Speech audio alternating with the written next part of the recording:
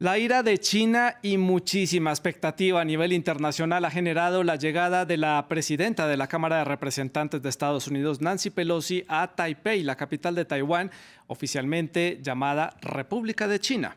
Esta parada hace parte de una gira de Pelosi que adelanta por el continente asiático. Y se trata también de la primera visita en los últimos 25 años que es realizada por un presidente de la Cámara de Representantes, la Cámara Baja del Congreso de Estados Unidos.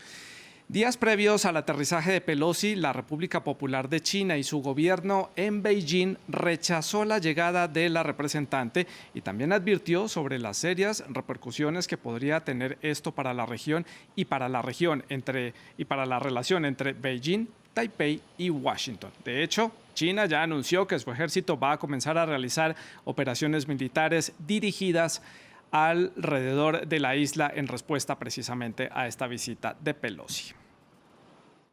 Pues a través de su cuenta en Twitter, Nancy Pelosi reiteró ese compromiso histórico que su país ha tenido con la isla de Formosa, por lo que su visita, desde su punto de vista, es completamente válida. Veamos. Nuestra visita es una de varias delegaciones del Congreso a Taiwán y de ninguna manera contradice la política de larga data de los Estados Unidos guiada por la Ley de Relaciones con Taiwán de 1979, los comunicados conjuntos de Estados Unidos y China y las 6 garantías. Bueno, pero desde la otra orilla del estrecho la respuesta fue muy clara y calificaron los hechos como una escalada. Así lo indicó Hua Chunying, la portavoz del Ministerio de Relaciones Exteriores de la República Popular de China. Escuchemos. Creo que está muy claro para el mundo que es Estados Unidos el que está tomando medidas de provocación, causando tensiones en el estrecho de Taiwán. Estados Unidos debe asumir toda la responsabilidad por esta escalada. ¿Por qué esta isla en el mar de China está generando tanto conflicto y por qué Estados Unidos parece estar retando a esas advertencias de Beijing? ¿Y qué es Taiwán? Pues los voy a poner en contexto con algunos datos muy básicos. La República de China, como se le conoce oficialmente a nivel internacional, es conocida más popularmente como Taiwán, para no confundirla precisamente con la República Popular de China, que es gobernada desde Beijing. Su capital, como lo decía, es la ciudad de Taipei y tiene unos 23 millones de habitantes. Es considerada por Beijing como una provincia separatista. Para este gobierno comunista, Taiwán es parte de su territorio y aboga por la incorporación bajo el formato, que es una de las opciones, un formato de un país, dos sistemas, algo parecido como lo que ya hicieron con Hong Kong y con Macao y que tal vez a Taiwán no le convence mucho. El gobierno taiwanés se considera a sí mismo y considera su territorio como un estado soberano, pero oficialmente no ha proclamado su independencia de la China continental. Y es por eso que el estatus legal a nivel internacional es muy confuso. Actualmente solamente 15 países reconocen a Taiwán como un estado independiente. Tiene su propia constitución, es una democracia consolidada con líderes políticos que son elegidos en las urnas, es una economía capitalista plenamente abierta al mundo y tiene unas 300.000 tropas activas como parte de sus fuerzas armadas. Último dato, en 1971 la República de China, es decir, Taiwán, fue expulsada de la Organización de Naciones Unidas porque este organismo internacional le dio el reconocimiento diplomático a Beijing, es decir, a la República Popular de China. Pues muy bien, hoy en el debate de France 24 entonces vamos a analizar lo que podría ocurrir a raíz de esta visita de Nancy Pelosi y lo que puede significar esto para la región y bueno, para el mundo entero. Para conversar sobre este tema saludamos en el estudio a Lina Luna, ella es sinóloga internacionalista de la Universidad Externado de Colombia y también nos acompaña en el estudio, hoy casa llena aquí en el estudio de France 24, José Alejandro Cepeda, docente de Relaciones Internacionales de la Pontificia Universidad Javeriana, que está ubicada también en la ciudad de Bogotá. Les recuerdo que ustedes también hacen parte de esta conversación, pueden dejar todas las preguntas, comentarios que ustedes deseen a través de las redes sociales. Estamos en Twitter, en Instagram y en Facebook, donde nos encuentran como @France24-ES, @Santilogo, que es mi cuenta personal. La etiqueta es numeral el debate F24. También en YouTube pueden ver la señal en streaming de este programa y de la programación de France 24. También, ya para terminar rápidamente, saludo a las personas que nos están escuchando a través de nuestro podcast.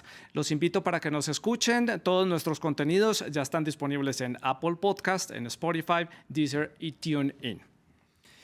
Muy bien, ahora sí, a lo que vinimos, a conversar sobre este tema. Le doy entonces la palabra a Lina. Lina, bienvenida al programa. Como siempre, un gusto tenerla con nosotros. Y punto de partida, la primera pregunta para conocer opiniones sobre este tema. ¿Qué hay detrás de esta visita de Pelosi y cuáles son las verdaderas intenciones de Washington al mandar a la representante Pelosi a Taipei? A ver, no podemos minimizar esta visita, ¿no? A veces en Estados Unidos están diciendo, ay, tenemos derecho a ir a donde queramos, no es nada oficial, pero tenemos que tener en cuenta que Pelosi es la que seguiría al mando si falta Biden. O sea, estamos hablando de que es un nivel muy, muy alto, es una funcionaria pues, de un nivel muy alto.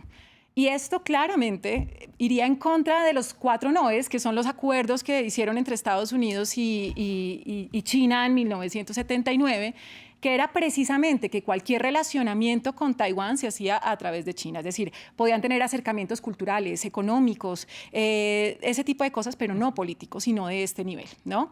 Entonces, en ese sentido, para China claramente hay una ofensa ahí. Pero realmente Taiwán es desafortunadamente una ficha más que le funciona a Estados Unidos para desestabilizar a los poderes que considera le pueden estar amenazando su hegemonía.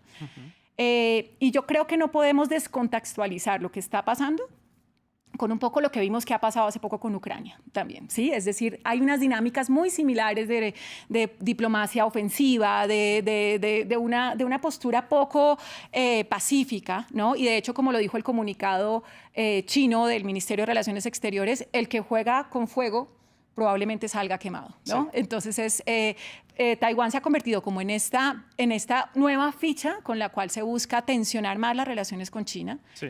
Hablan no, es para reafirmar nuestro apoyo a la democracia de nuestros amigos, pero pues Biden estaba hace poquito haciendo lo mismo. Qué necesidad de que ahora venga Pelosi también a hacerlo, ¿no? Además hubo una llamada de casi 2 horas entre los dos presidentes hablando sobre este tema y hubo muchas advertencias por parte de Beijing. Vamos ahora a conocer la opinión de José Alejandro del otro lado de la mesa.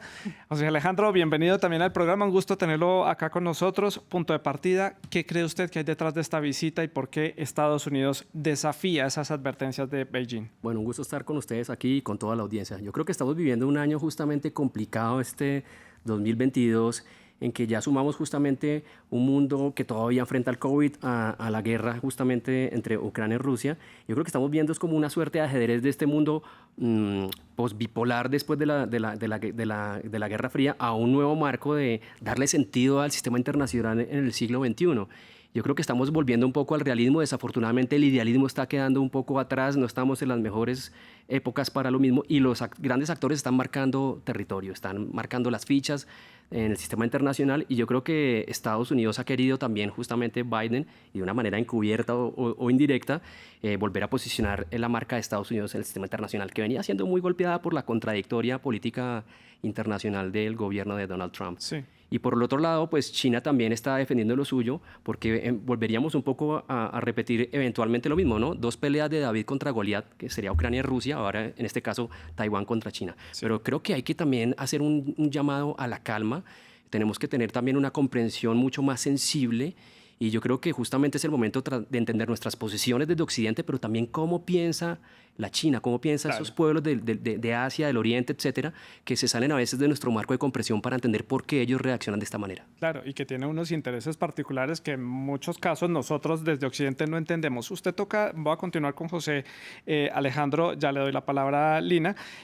Toca el tema de la política exterior de Estados Unidos que venía trastocada después del gobierno de Donald Trump. ¿Cómo se está enrutando entonces esta política del presidente Biden? Porque también ha sido muy criticado por medios estadounidenses e internacionales que nadie entiende qué es lo que está haciendo. Yo creo que vienen primero de justamente esa crisis interna, porque Estados Unidos, guste o no, es una de las democracias más importantes del mundo en los últimos 2 siglos, y esa crisis interna en que mucha gente pone en duda el modelo de pluralismo por el cual Estados Unidos pues, se convirtió en un país de American Dream y democracia, etcétera, pues estar tratando de recuperarlo. Ya Biden, no demasiado exitoso, pero ha tratado de generar una nueva liga de apoyo a la democracia. Eso sustenta eventualmente las palabras de Nancy Pelosi. Pero por otro lado, pues mientras eso se juega, por otro lado está el posicionamiento que tiene que tener toda potencia internacional de gran nivel y ellos no lo van a dejar de ser. Sí. Y si Biden no apura en este juego, pues eventualmente también puede pasar que se le va a restar su gobierno, no va a ser reelegido tenido, y lo que haga ahora no lo va a poder hacer después, Sí. para dejar enrutada nuevamente, repito, esa marca democrática de Estados Unidos, pero sin dejar de lado los intereses del realismo. Pero también tengamos en cuenta que hay elecciones de medio término que les va a pasar factura a los demócratas a final de año. Lina, eso es lo que vemos desde el lado de Estados Unidos, lo que puede ser o entender esa política exterior y eso lo que intentan hacer con este movimiento en China. Pero viendo uno a China continental, un territorio tan vasto, con una economía tan fuerte, ¿por qué este particular interés por esta isla que está al frente de ellos a 100 y pico de kilómetros, que aparentemente no tiene mayores recursos? ¿Por qué es tan importante en esencia política? A ver, la historia de Taiwán es que Taiwán existe también mucho por la influencia de Estados Unidos, básicamente. Cuando gana la República, o sea, cuando gana el Ejército Popular de Liberación, que de hecho, va a notar, están celebrando ahora el 1 de agosto su fundación, o sea, que es un momento complejo porque todas las armas están afuera, todos los desfiles están sucediendo y preciso viene Pelosi a Taiwán. No creo que sea una coincidencia. Sí. Pero cuando gana el ejército comunista, entonces el Kuomintang no quiere aceptar esta derrota, la va a aceptar, pero Estados Unidos tampoco quiere que la acepte, porque no era el plan en la cabeza de Estados Unidos. Estados Unidos tenía como plan para contener a Rusia, que era evidente que venía la Guerra Fría, pues esperaba que China se uniera a su liga de aliados. Y entonces, como acaban de liberar la isla de Formosa, le dice a Chiang Kai-shek, váyanse a la isla de Formosa, con el objetivo de reforzarlos para retomar después el continente. Es decir, que Taiwán fue creado como un rechazo al triunfo comunista y con el objetivo de después dominar el continente. Y eso hay que tenerlo claro. ¿Sí? Bueno, para China es una provincia, para los taiwaneses son una república, que se crea con el objetivo de no reconocer el gobierno que gana, el gobierno comunista, y con el objetivo de recuperar la China continental. Entonces, eso ya nos marca un punto de partida no conciliador. Y eso también, recordemos que es una China que hasta ese momento es la primera vez que logra estar sin invasores. Desde 1842, China empezó toda la época de humillación y derrota, donde la invadió todo el mundo, Estados Unidos, Francia, Alemania, Japón. Inglaterra, Japón, Rusia, todo el mundo la invadió.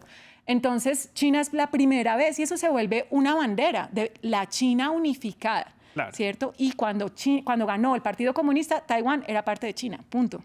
Sí. Entonces, en ese sentido, para China es un tema de no hay duda de que Taiwán es parte de China. Sí, pero Punto. todavía se mantiene ese sentimiento de que desde Taiwán pueden llegar a la China continental para intentar hacer un cambio político allí, como se creía en el momento que fue creado y cuando fueron sacados allí los que perdieron este conflicto interno. No, porque No. el tamaño del ejército es indudablemente muchísimo mayor. Pero el problema, si Taiwán estuviera solo, sería como todo bien. El problema es que Sí. está Estados Unidos detrás, ¿no? Estados Claro. Unidos ha vendido, creo que son $700 millones en armas, misiles intercontinentales a Taiwán en el último año. Sí. La presidenta de Taiwán, de hecho, reconoció que Estados Unidos lleva un año, ¿cómo se llama? Fortaleciendo el las fuerzas ejército y capacitando a los militares taiwaneses. Sí. Y ahora esta visita. Entonces, no podemos decir, o sea, el pobre Taiwán es una ficha más que después va a quedar destrozado si esto explotara en un conflicto. Pero para China esto es un mensaje claro de Estados Unidos de decir, estamos dándole Ahí. más fuerza a Taiwán. ¿Sí? Entonces eso es tocar la peor herida que se le puede tocar a China. Es una herida muy, muy importante. La tensión ya está clarísima. El aumento de la tensión entre Washington y Beijing es completamente evidente por las respuestas que han dado los dos países. ¿Esto genera algún tipo de fractura? ¿Genera algún tipo de rompimiento de la presencia de Estados Unidos en la región, de la relación entre los dos países? Y extiendo un poco más la pregunta. China puede que no reaccione de inmediato, mañana no haga absolutamente nada, pero en ese mediano plazo, ¿qué puede hacer China? Yo creo que ahorita hay como un proceso de alta sensibilización. Obviamente siempre hay como alertas tempranas y esta es la primera, hacer estas demostraciones de fuerza, navegar, circunnavegar. Yo creo que uno de los temas más interesantes justamente en geopolítica es cómo las islas se defienden y se buscan, ¿no? Desde las pequeñas ciudades rodeadas de agua como era la Venecia hace 5 siglos, a la Manhattan de ahora o a la Inglaterra o al Japón o a Taiwán. Entonces yo creo que por ahora estamos en plena ronda de ejercicios, pero también falta ver qué pasa, cuál es el desenlace también con la guerra Rusia-Ucrania, porque China apoya a Rusia, pero también son rivales. Entonces ahí falta ver qué pasaría.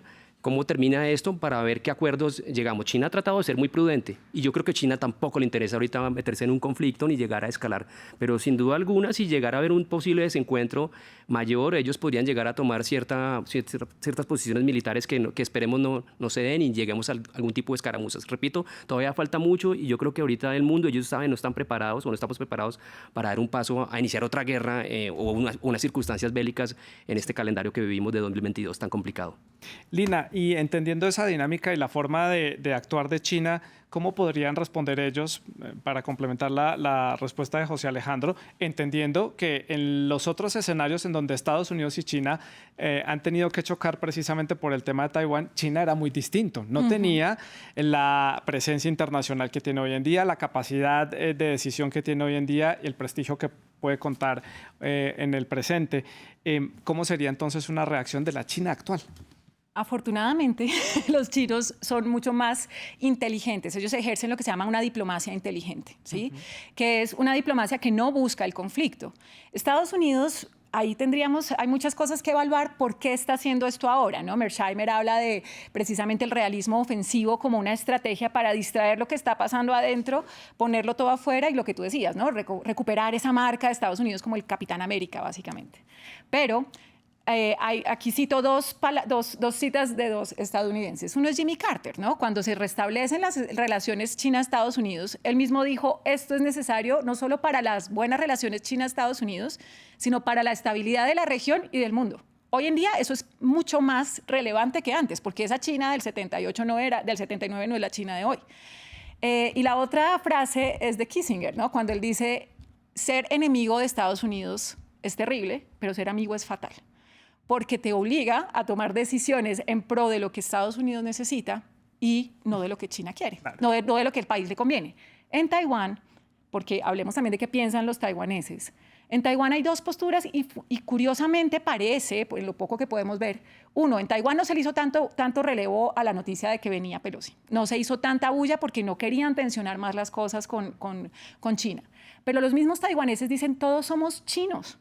Nosotros no queremos un conflicto. Nosotros lo que queremos es, en algún momento algo pasará. Estos son esos conflictos insolubles que lo mejor es dejarlos quieticos y ya, ¿sí? Pero Taiwán, no es no es un país independiente y eso tenemos que tenerlo claro. Legalmente no lo es, como tú lo explicabas en la introducción.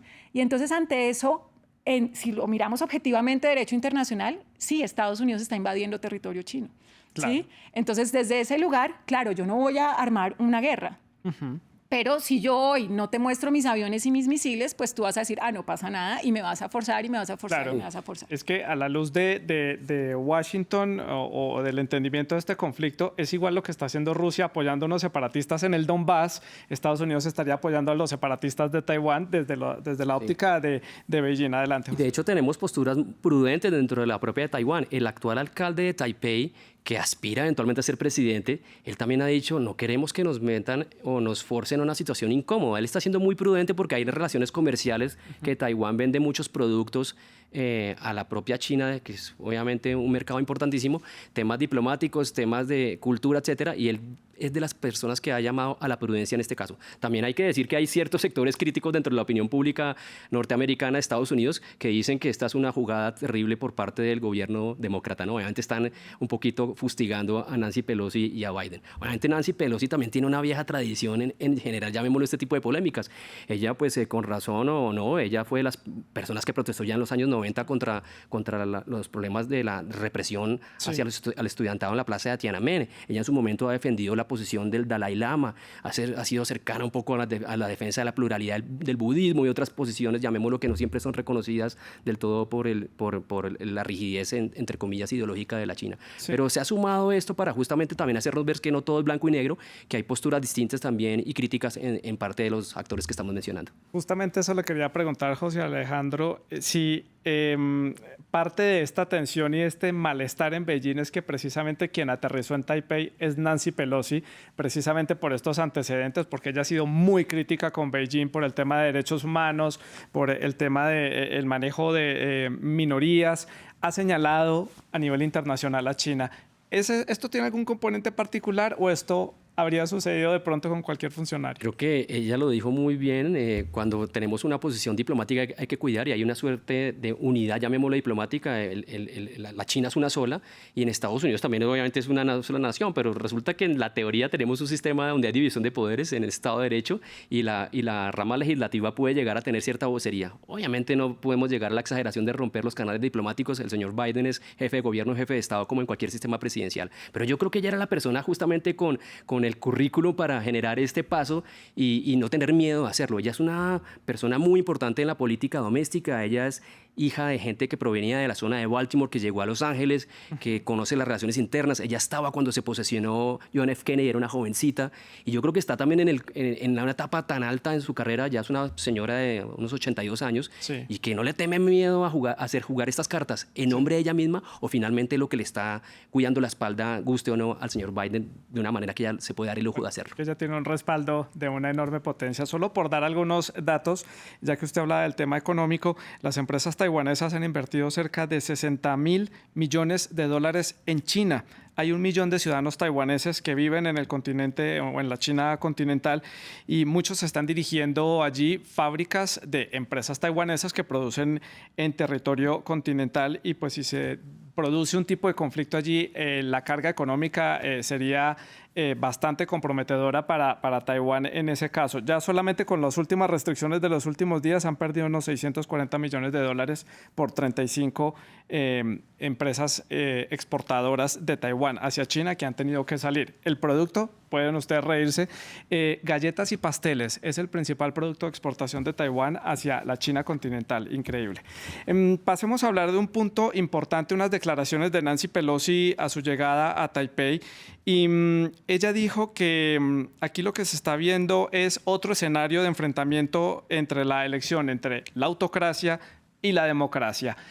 Esta competencia a nivel internacional, esta lucha de poderes a nivel internacional, mismo escenario Ucrania, creo que ustedes lo pueden confirmar. ¿Esta guerra hasta dónde nos puede llevar? ¿Quién está luchando aquí? ¿Quién está enfrentándose y quién está ganando esto? Primero que todo tenemos que tener claro que esto es un invento literal de Estados Unidos, porque para que estemos en una nueva guerra fría de autocracia versus democracia tendríamos que tener un Beijing que ha dicho en algún lado, y les reto a buscarlo, busquen un discurso oficial o semioficial desde el 78 hasta hoy, si en algún momento China ha dicho quiero hacer una guerra contra la democracia. Nunca. ¿Sí? China tiene un tema de territorialidad, de soberanía sobre Taiwán, pero no tiene ningún problema con la democracia, ¿sí? Ni quiere implantar un sistema no democrático en Taiwán ni nada por el estilo. Todo eso son cosas que nos dicen para hacernos creer que estamos entrando en una guerra fría. ¿Por qué? Porque porque conviene más disfrazar esto de lucha por la democracia y la libertad, como se ha hecho con Irak, con Afganistán y demás. Conviene más disfrazarlo de eso que hablar honestamente de estamos luchando porque no queremos que nuestro poder en el mundo disminuya, ¿sí? Entonces, sí. Y más que eso, es un tema de, tenemos unos temas internos, nos importa 5 lo que pase con el mundo, creo yo, es mi forma muy fácil de decir lo que pasa en Estados Unidos, y hay un concepto que no se habla mucho, pero que es muy importante, que se llama el concepto de la excepcionalidad norteamericana. Y es que Estados Unidos de alguna manera cree que porque es Estados Unidos, muchas de las normas internacionales no aplican a ellos. Que yo puedo mandar un dron y matar a este señor, sí. Yo puedo ir a este país aunque me digan que no, porque somos Estados Unidos y ¿quién nos dice que no? Pero este discurso cada vez pierde más aliados también, sí. Porque cada vez genera más tensiones. Ahorita lo estábamos viendo en las noticias económicas. ¿Qué le está pasando a Europa gracias a la guerra con Ucrania? ¿Hasta qué punto le ha convenido? ¿No? Sí. Entonces, este concepto, digamos, afecta bastante, ¿no? Como la visión que todo el mundo tiene sobre lo que está pasando. Y es como, a ver, esto no es una guerra democracia-autocracia. Claro. No tiene nada que ver, ¿sí? Esto es un tema soberano y de poder, punto. José Alejandro, por acá, por este lado, opinión. Yo pienso que estoy muy de acuerdo con la posición que da ella, pero esto no resta que, llamémoslo desde Occidente, aunque a veces nos paramos en la arrogancia de decir desde Occidente, nuestro modelo que construimos desde la democracia, desde los siglos, desde Pericles, entonces podemos mirar al mundo por encima del hombro. No, es cierto, eso creo que no es válido y tenemos que gustar o no respetar esa China de dos modelos, una China hacia adentro, sí. Llamémoslo comunista, que la entendemos, con una hacia afuera que también se abrió al gran mercado mundial. Pero de todos modos, los tiempos recientes que corren sí es una oportunidad para que reflexionemos sobre nuestra democracia, lo que pasó justamente también entre Ucrania, los enfrentamientos con Rusia, etcétera, todas estas cosas nos hacen pensar cuál es el modelo de democracia, porque si no la cuidamos desde adentro, y eso implica también un espejo para los mismos Estados Unidos, para el mismo Reino Unido, ahorita con la salida de Boris Johnson, etcétera, es cómo vamos a fortalecer nuestra democracia. Si no tenemos ese panorama, llamémoslo ético desde adentro, no vamos a poder, llamémoslo, criticar al resto de la humanidad. Y por supuesto, ella lo referenció, está importante, no podemos dejar de lado pues el movimiento que hubo frente a Al-Qaeda, al dar de baja, llamémoslo, a la persona que había sucedido Bin Laden. Esto es una demostración de fuerza que estaba guardada de hacía rato. Entonces, son sensibilidades, pero mucho cuidado cuando decimos eso desde Occidente, miramos desde afuera, pero repetimos, tenemos que mejorar la casa, y eso también implica otras regiones del mundo que nos llamamos democracias. José Alejandro, ¿y qué tanto terreno ha ganado este modelo chino de un país comunista, pero con una economía abierta, que levantó de las cenizas un país gigantesco? Pero tenemos la otra cara de la moneda, y es que Taiwán es un país capitalista que también tiene un modelo económico bastante exitoso, que comercia con diferentes países alrededor del mundo, pese a no ser un estado reconocido y las restricciones que tiene. Pero ¿qué tanto terreno gana esta forma? Yo creo que ahí tengo más dudas, porque por supuesto son válidas todas las críticas que hacemos a la democracia liberal. Ya Marx escribió desde el siglo XIX, y obviamente la China hizo una revolución no basada en un proletariado, como era, llamémoslo, la tesis marxista original, para países que habían alcanzado la industrialización, hacer las movidas hegelianas de tesis, antítesis, síntesis. El modelo chino estuvo más basado, por supuesto, en un modelo campesino, y eso también se llegó a exportar a los experimentos revolucionarios de América Latina, ¿no? Inclusive dentro de un país como Colombia, con tanta diversidad guerrillera, había un movimiento más socialista urbano, había uno más de carácter clásico marxista, otro más inclusive pro-chino.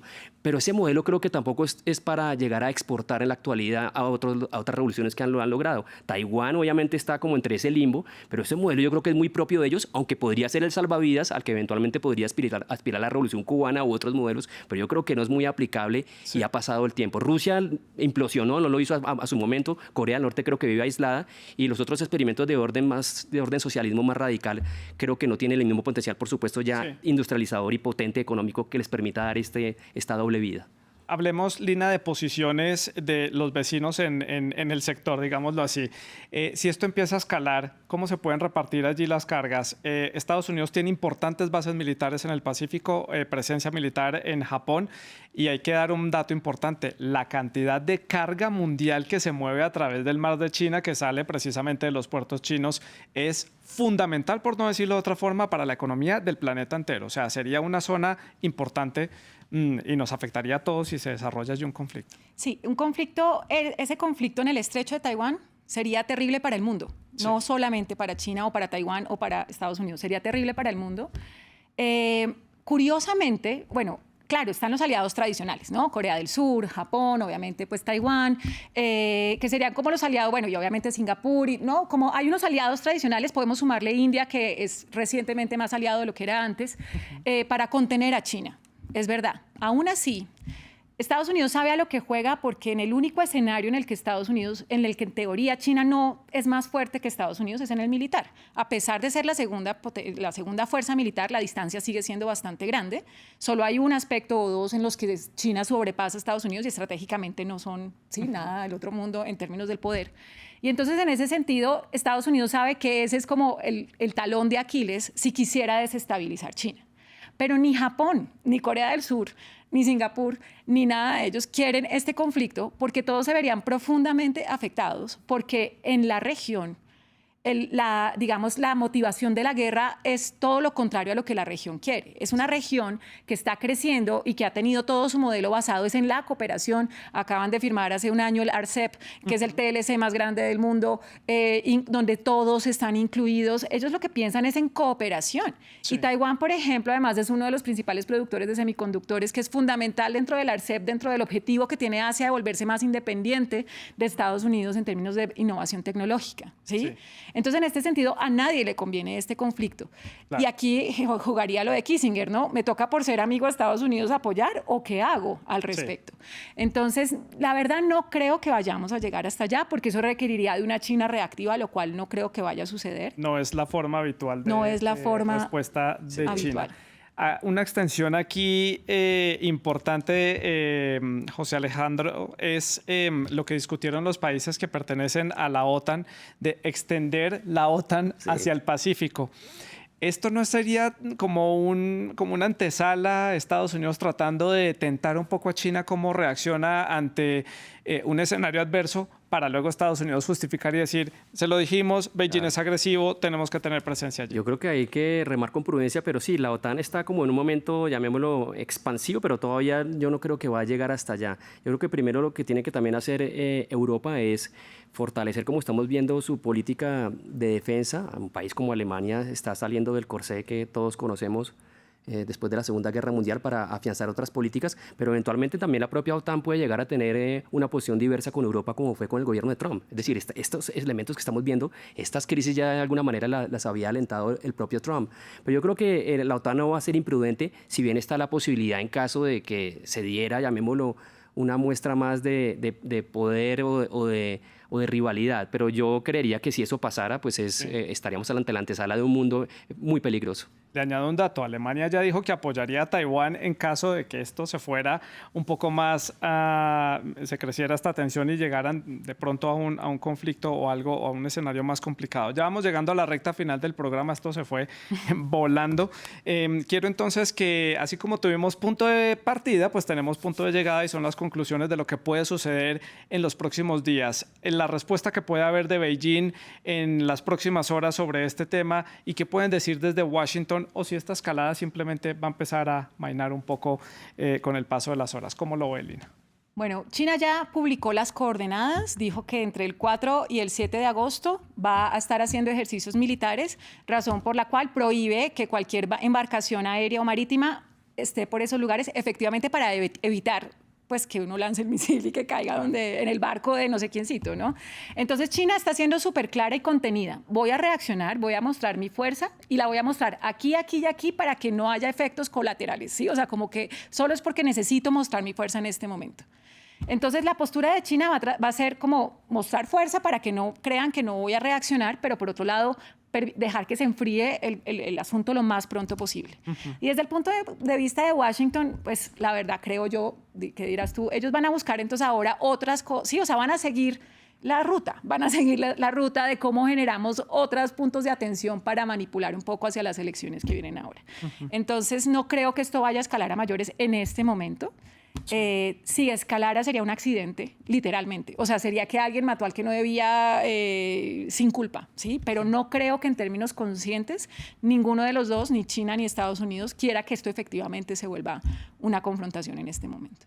Y por este lado, para el cierre, José Alejandro. Yo también diría que estamos atravesando un reacomodamiento de las fichas y, insisto, creo que hasta que no termine la confrontación lamentable entre Ucrania y Rusia, no vamos a tener una escalada mayor que nadie está buscando efectivamente. Pero sí, estamos desafortunadamente ante un mundo inflacionario, un mundo con las bolsas afectadas, con los negocios, y desafortunadamente esas viandas maravillosas que producen en la pastelería taiwanesa, pues si no llegasen al resto del mundo que las disfruta, estaríamos viviendo un mundo peor. Y bueno, y aquí nos falta una pieza fundamental, Taiwán. ¿Qué respuesta va a dar entonces Taiwán a todo esto? Yo muevo por la prudencia del alcalde de Taipei, que está diciendo, sí, está muy bien, está bien que vengan acá, bienvenidos, pero tampoco queremos pelear con la China, ¿no? Estamos en una posición también de tránsito, de estabilización de nuestra economía, que ha sufrido también desgastes. Estamos en un mundo también de mucho desarrollo y no queremos afectar esa relación. Pero, por supuesto, ellos tienen un enclave hacia Occidente que no quieren que ese respaldo se ausente. Sí, o se vaya. Una respuesta de Taiwán a sí, todo esto. De acuerdo, ¿no? La mayoría, o sea, la postura de Taiwán, además que hay quienes lo han dicho abiertamente, nosotros no queremos ser un juguete de Estados Unidos para mantener su hegemonía, ¿sí? ¿En qué sentido?